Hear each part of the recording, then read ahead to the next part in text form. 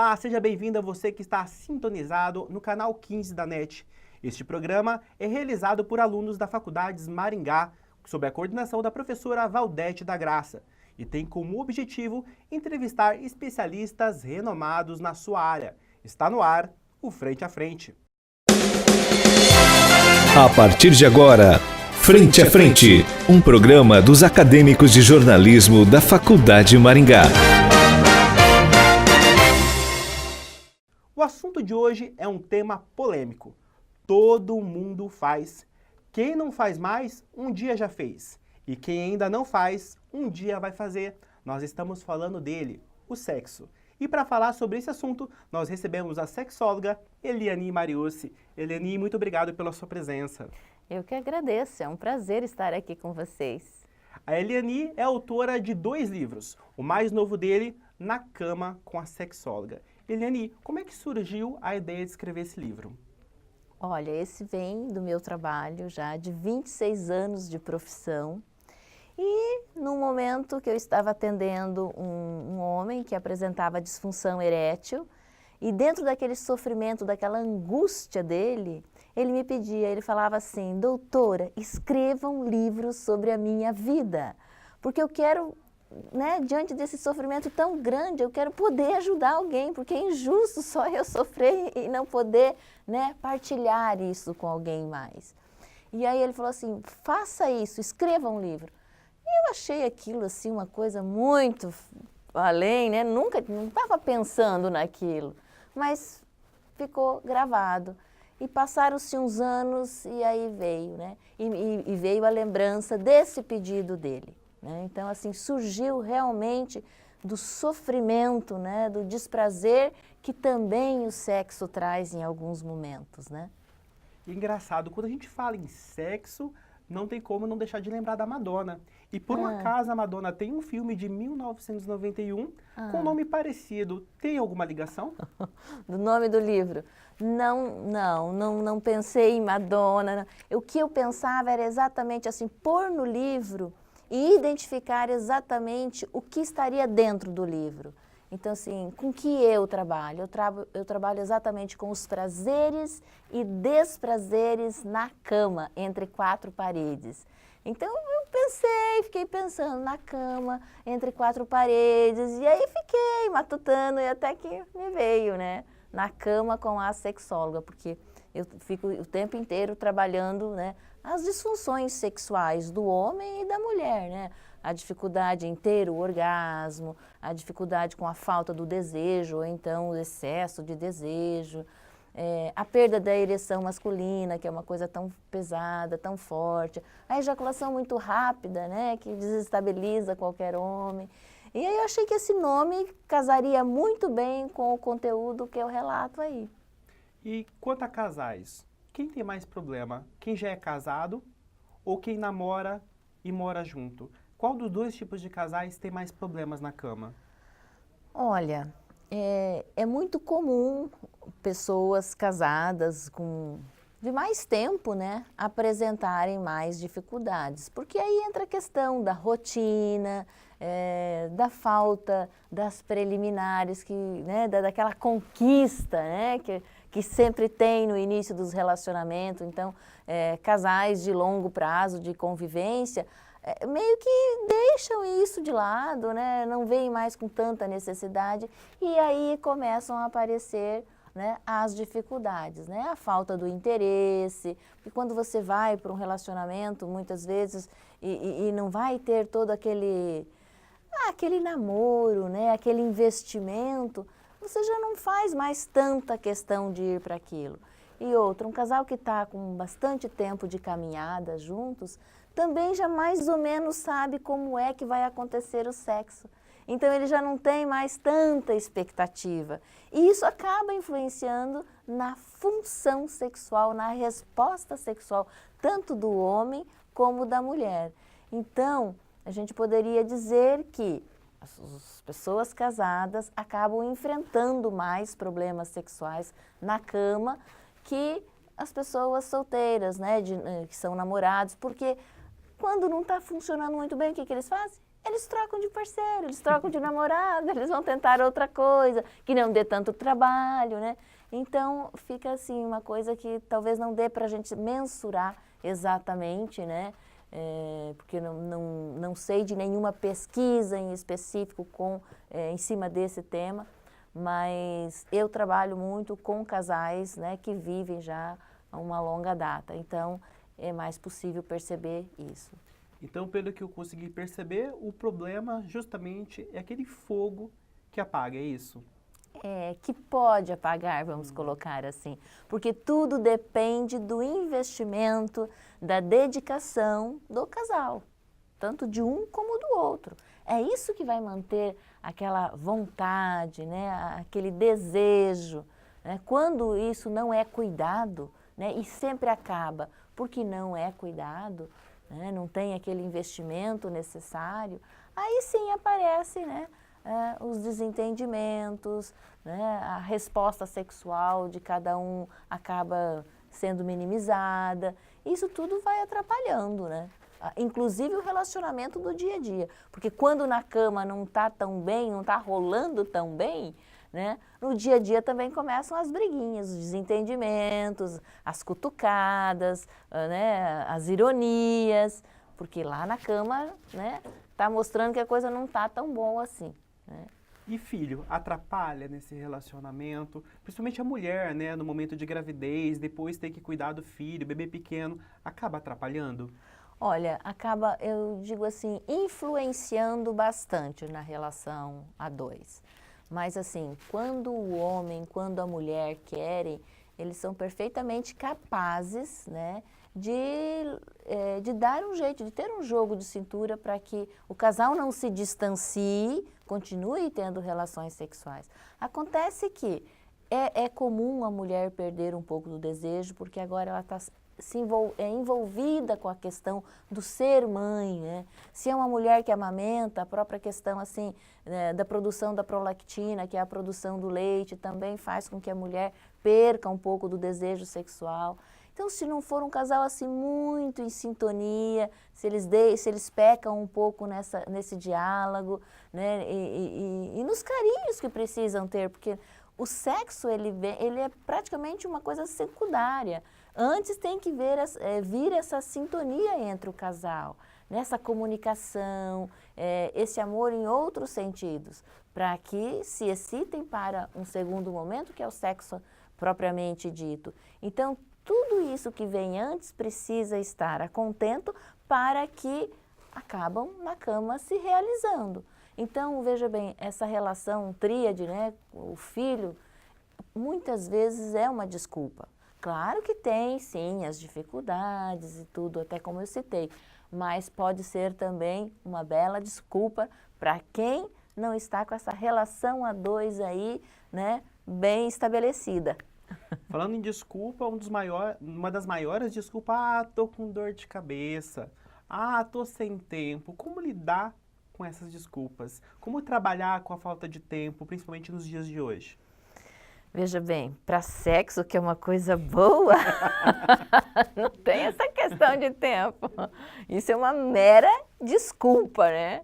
Então, eu acho assim que essa relação, né, quando um dos dois está com essa desculpa, vamos colocar assim, ou com essa fala, eu acho que é para parar e sentar e conversar o que está acontecendo, né? Espera aí, vamos ver. Por que está sempre com dor de cabeça? Por que nunca tem um tempo, né, específico? Pô, se não consegue transar à noite, né, porque está cansado, e realmente, né, durante o dia se cansa muito, hoje tem tantos afazeres, principalmente uma dona de casa que tem jornada tripla aí por diante.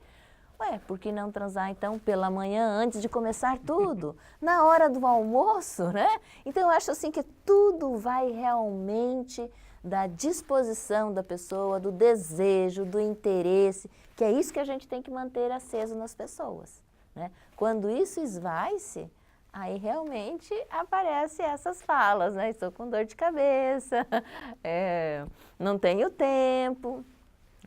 O fogo acabou. O que fazer? Sex shop? Uma fantasia? O que é possível trabalhar com o casal? Tudo isso que você falou. comprar uns brinquedinhos no sex shop para modificar essa relação, para se aventurar em coisas novas, né? É um brinquedo, né?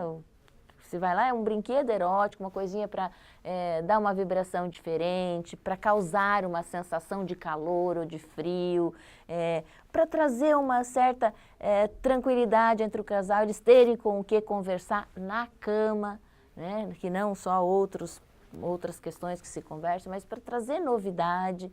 Então, assim, brinquedos eróticos muito bem-vindos. Trabalhar com essa questão da fantasia, tanto se vestir de uma mulher quando, por exemplo, se veste com uma fantasia, vamos imaginar aí, agora não me ocorre, mas assim, de feiticeira. Não é ela mais, é a feiticeira. Então, sendo a feiticeira, ela pode fazer coisas que ela, enquanto mulher, não faria. Mas a feiticeira pode brincar, pode jogar feitiço, pode... um monte de coisas. Então, é essa liberdade, né, essa brincadeira que é interessante.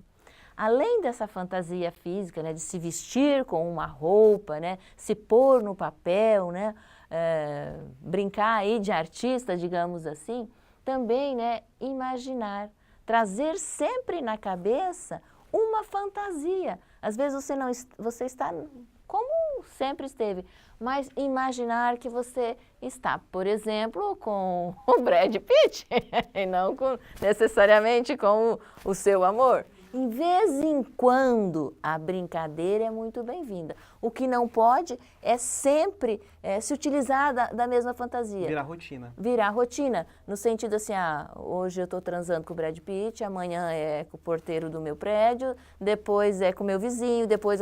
Quer dizer, por que isso não pode? Porque senão vai desfocar o sentimento que a pessoa tem, né, em relação ao cônjuge, ao namorado, ao parceiro, né, vai acabar. Então, assim, lembrar sempre que trazer fantasias, né, é uma coisa muito proveitosa, mas não estar o tempo inteiro com aquilo. Porque senão você vai sair dessa relação a dois, né, dessa conjunção, né, desse amor. Então, assim, trazer novidades para o relacionamento, muito bem-vindo. Além disso, sair, né, de casa, ir para um motel, ir para um hotel, né, mudar o espaço onde se transa. E se não pode ir para fora, né, de casa, em algum ambiente diferente, na própria casa, né? Se transa sempre dentro do quarto. Por que não ir para o corredor, por exemplo? Por que não ir para o sofá? Por que não ir para a cozinha, né? Brincar com tudo? Por que não ir para o carro, na garagem? Então, eu acho assim, aproveitar todos os espaços, se aventurar. Porque a gente tem que lembrar sempre assim, que tudo que cai na rotina é pelo comodismo. E quando você traz novidades, você brinca com tudo isso, usa da criatividade, é muito mais difícil, né, de entrar numa relação que não seja tão interessante. E eu estava aqui pensando, falar dessas brincadeiras, né? Na cama com a sexóloga, nos remete sexo a três, né? Uma terceira pessoa na cama. Mas sobre sexo a três a gente vai falar daqui a pouco. Agora nós vamos mostrar para vocês uns vídeos que a Eliane tem no YouTube. Ela tem um canal também que tem o mesmo nome, é isso? Isso, perfeito. Vamos conferir. Conforme a mulher vai se tocando no seu sexo, que chama de vulva essa parte externa, e a parte logo mais interna chama vagina. A gente normalmente confunde esses termos, chama para tudo de vagina. O que é uma mulher boa de cama? Aí eu fiquei pensando que essa pergunta é muito recorrente aqui dentro do consultório. Isso que ela traz é uma insegurança enquanto mulher, né? E aí eu fui falando, olha, uma mulher, para ela estar bem na cama, a primeira coisa que ela precisa, fazer uma entrega total. E na verdade, toda a ereção masculina, ela tem tudo a ver com o emocional do homem, ou seja, com o psicológico, com tudo aquilo que acontece no seu dia a dia. A mulher já não tem anatomicamente essas facilidades. Então, até o nome do sexo da mulher está assim, digamos, não tão... Bacana, né? Para quem fala que não tem tempo, consegue assistir o vídeo até no carro, né? Exatamente. Realmente dá para ver que é a desculpa, né? E Eliane, antes de acabar esse bloco, nós temos uma pergunta para você. Oi, Eliane. Meu nome é Ana, eu sou do 4º semestre de jornalismo da Faculdade de Maringá e a minha pergunta é: por que alguns homens não gostam de utilizar brinquedos sexuais com as suas parceiras? A questão muitas vezes é como convencer o marido, né? Porque fala em brinquedo, ele já acha, ih, vai colocar em mim. E não é bem assim, né? Tem essa questão, né, do medo de ser colocado nele. E o que que é, né? Normalmente é um pênis de silicone que ele tem medo, né? Ele pode pôr na mulher, mas se colocar nele, você vê que ele não tem essa mesma abertura, ele não tem essa liberdade, né? E tem alguns homens também que têm incômodo com um pênis de silicone na relação. Se sentindo assim como aquilo é um rival dele, ele não aceita porque é um rival. Porque de maneira geral assim, então como eu oriento, que leve para a relação a dois, brinquedinhos outros, né? Por exemplo, um vibradorzinho pequeno para passar no corpo, tem uma calcinha vibratória, géisinhos que esquentam, outros que dão um tremorzinho, né? Outros que gelam. Então, tem uma série de outros brinquedinhos que ajudam na relação, não precisa ser o consolo, que é o pênis de silicone. Eu acho que isso pode vir com o tempo, depois que o casal brinque com isso, se sinta bem à vontade, tenha essa liberdade com os brinquedos, para depois colocar realmente um pênis de silicone. O que acontece é que de repente vão lá, a primeira coisa se engraçam com o pênis, às vezes por ser maior, às vezes porque vibra. E isso é assustador para o homem ainda não está tão liberado para isso. A mulher já está mais acostumada com as conversas entre as amigas, né, em ver os sex shops, os homens já são mais, né, estão mais assim. Legal, Eliane. E aí, você de casa, tá gostando? Ainda tem muito mais bate-papo, mas nós vamos para o intervalo e voltamos já. Estamos apresentando Frente a Frente. A escolha da faculdade é uma escolha de vida. Há 18 anos, a Faculdade Maringá tem mudado a vida de muita gente com ensinos de qualidade. Faculdade Maringá, um nível superior de ensino. Fone 3027 1100.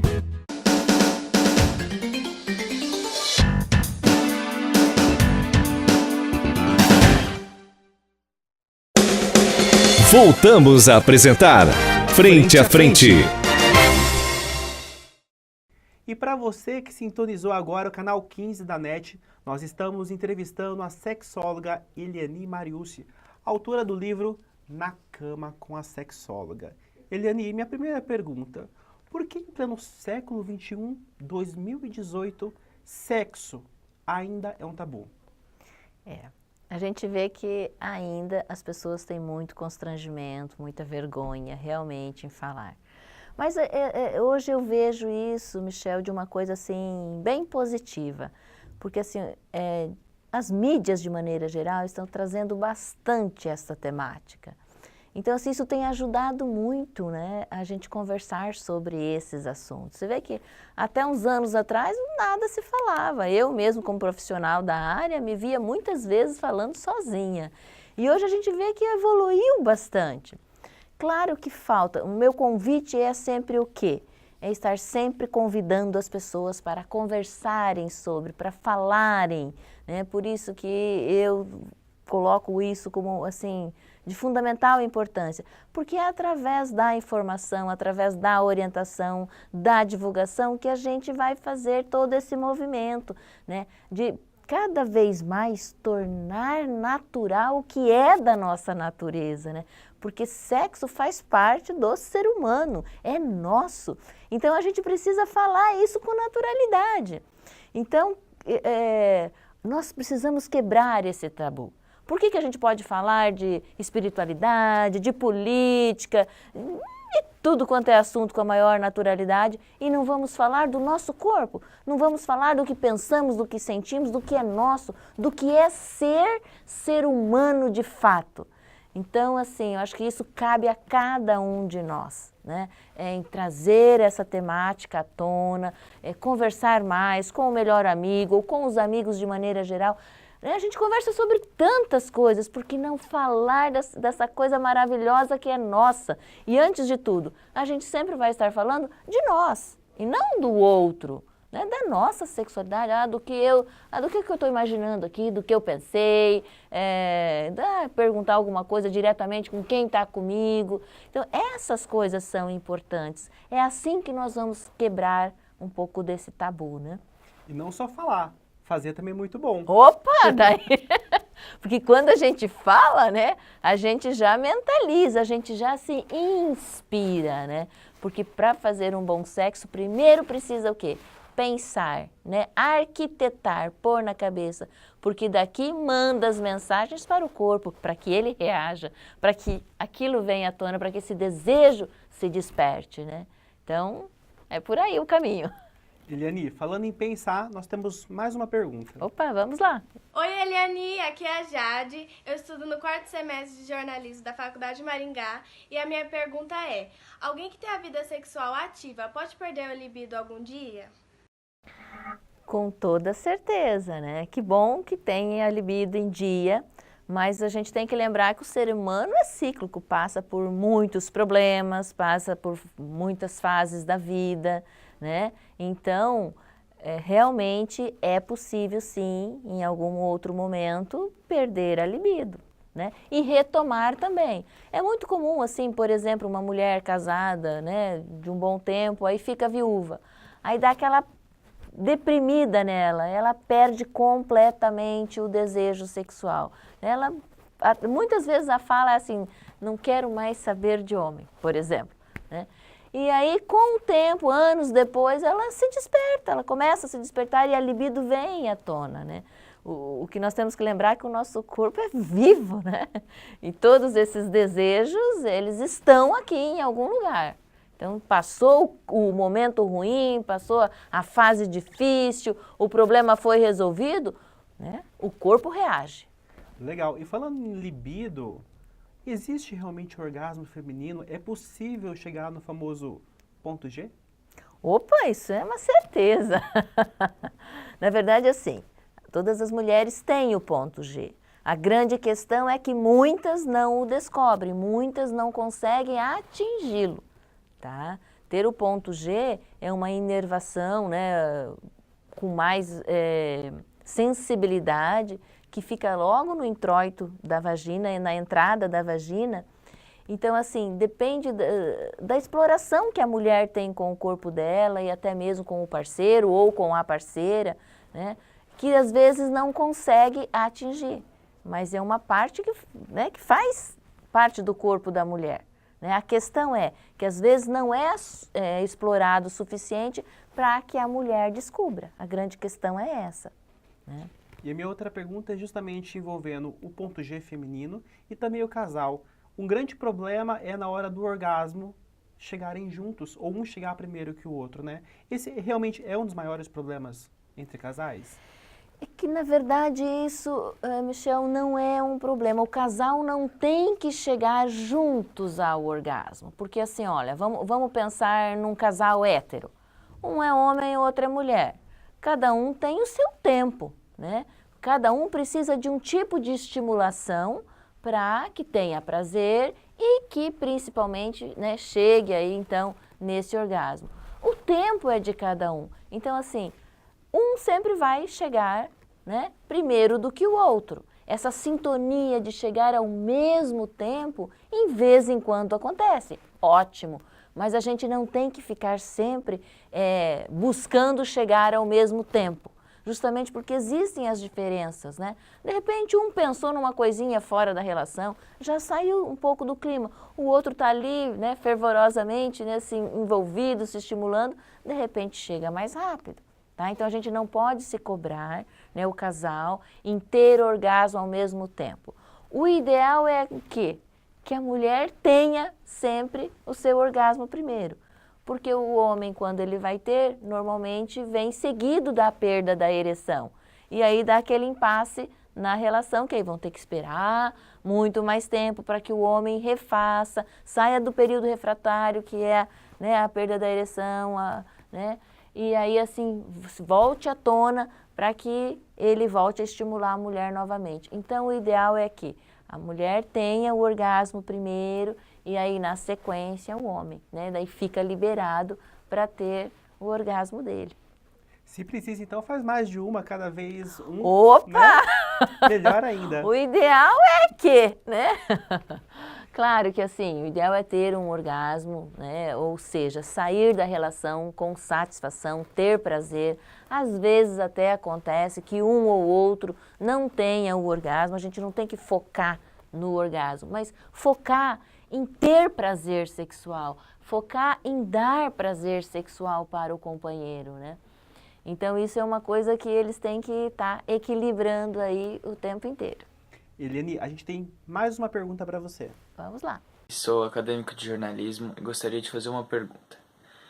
Existe alguma posição ou posições ideais para que um casal possa sentir mais prazer na hora do sexo? Olha, isso é muito do casal, né? Nós temos que lembrar que nós somos únicos, né? Então, cada um tem a sua posição de preferência, né? Então, assim, não existe uma generalizada que é para todo mundo, essa tem mais prazer. O que a gente pode falar assim, então, o que é mais comum? O que é mais comum é uma relação papai e mamãe. O que é mais comum é uma posição em que a mulher fique por cima, né? Mas, de maneira geral, isso é o casal quem vai escolher a sua preferência, né? Porque, assim, se é da preferência, porque estimula mais essa pessoa, né? E aí vai das buscas dela, vai das aventuras dela, vai, né, do que ela procurou se explorar enquanto corpo e, né, e na busca do corpo do parceiro ou da parceira também, né? Tem uma pesquisa, agora eu não lembro a fonte, que diz que os húngaros são os que mais trocam de posição numa única relação. Vamos dar uma de húngaro, né? Opa! Fazer várias. Exatamente, né? E, Eliane, eu queria te fazer uma pergunta sobre justamente essa questão do prazer novamente. Quando a mulher ela finge o orgasmo numa relação, é problemático? Com toda certeza é, porque se ela está fingindo um orgasmo, né, se ela está fingindo que está sentindo prazer, tem toda uma questão por detrás. Por que que ela, primeiro, não está sentindo? Por que que ela precisa fingir? Outra coisa, por que que ela não tem confiança nesse parceiro ou nessa parceira em abrir o jogo? Né? Você percebe assim que vai mostrando que essa mulher tem algumas travas a serem trabalhadas, a serem vencidas, né? Então, assim, se ela precisa fingir, é porque, na verdade, essa relação não está caminhando da melhor forma como deveria caminhar. Então, se ela não está sendo verdadeira nesse relacionamento. E isso, sem dúvida nenhuma, né, está revelando problemas. Né? Problemas aí possivelmente de várias ordens, né? Falando em problema, vícios como cigarro, bebida, né? Aquela até questão do mau hálito, muitas vezes, que tem na relação. Como lidar com isso? Como falar com o parceiro que aquilo está sendo desagradável? Olha, eu sempre aconselho assim, jogar limpo, né? Tem que falar que o hálito não está dando certo, porque imagine você beijar alguém com um mau hálito. Você não vai conseguir, por mais que você disfarce, vai chegar uma hora que você vai tampar a boca e vai continuar fazendo outras coisas sem o beijo mesmo, né? Então, assim, essas coisas sempre têm que ser verbalizadas. Eu sempre falo para os casais que eu atendo, para os pacientes, mesmo individualmente, que o melhor sexo é o sexo oral. Ou seja, é o sexo falado, verbalizado. O casal precisa conversar sobre a vida sexual, né? É aquilo que eu estava falando lá no início. A gente tem que aprender a falar, né? Tem que pôr em palavras, porque só assim a gente vai conseguir, de fato, se entender melhor. Como é que a gente entende qualquer outro problema? É falando, é conversando, é verbalizando. Então, isso tem que vir também para a cama, né? Conversar sobre os assuntos. O que eu gosto disso, eu não gosto daquilo. Ah, hoje eu quero fazer isso, hoje eu quero me aventurar, eu quero sair para tal lugar. Sabe, através da fala, não adianta ficar esperando que o companheiro ou a companheira vá adivinhar o que você quer. Não vai, ninguém tem bola de cristal, você precisa falar, você precisa, né, se mostrar na cama, né? Não só fisicamente, mas verbalmente também. Eliane, e para encerrar, a gente vai fazer um bate-bola. Eu vou falar uma palavra e você fala a primeira coisa que vem na sua cabeça. Primeira palavra, é claro, sexo. Sexo é vida. Na cama. Na cama com a sexóloga. Tabu. Tabu? Vamos acabar com isso. Fetiche. Fetiche é muito bom. Terapia de casal. Fundamental. Prazer. Tudo de bom. Sexo a 3. Opa, a ser pensado. Amor. Amor, a coisa mais importante na nossa vida. O que nunca fazer na cama. Magoar o outro. Eliane por Eleni. Você por você mesma. Eu por eu mesma.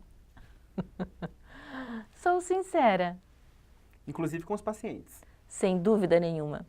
Bom, se você quer ver essa sinceridade e tirar dúvidas de sexo, é só ler Na Cama com a Sexóloga. Eleni, muito obrigado pela sua presença. Eu que agradeço, foi um prazer estar aqui com vocês. Prazer foi nosso. E para você de casa, muito obrigado pela companhia e até a próxima.